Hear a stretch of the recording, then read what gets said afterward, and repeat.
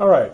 For those who have been following on my vlog, I guess you call it, it's a video blog, the build of my RV14, I've talked to my Piper several times. It's in the process of getting fixed because I had an incident.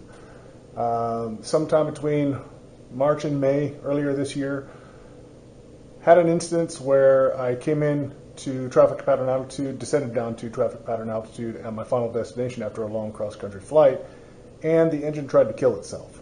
It was very hard to maintain running. I had to mess with the fuel, checked all of my obvious things to look for to see what had gone wrong, but the plane was vibrating violently. Engine was constantly trying to kill itself, and fortunately I was at a controlled airspace, controlled airfield, got a hold of the tower, let them know what was going on, and was able to bring the airplane down safely. Hindsight, I probably should have called an emergency, but I made it down okay and got the engine shut off and got the airplane parked.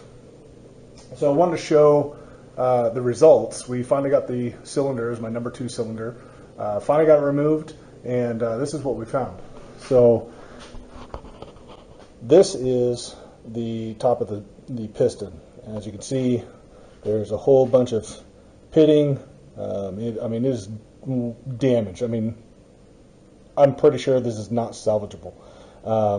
This is all of this. There's gashes taken out in several spots, but that's supposed to be smooth, and obviously is not. So that's the top of the piston head. Now this is the number 2 cylinder. This here is the exhaust valve spring and the intake valve spring. This is where the valve cover would be. If you look inside here,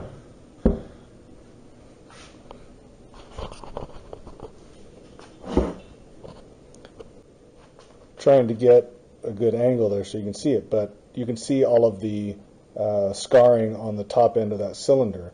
And obviously on the left there's an empty hole. Well, that's where the exhaust valve used to be. It completely sheared, and we could not find the traces of that valve at all. The assumption is that it went out of the exhaust manifold and out of the muffler, but didn't damage anything on the way out. We looked at the muffler and it was okay.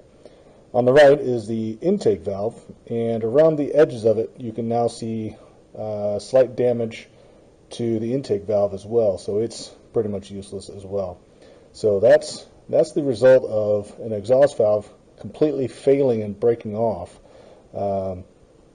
Definitely made for an interesting flight, the last couple minutes of the flight, and fortunately I was able to bring the airplane down safely.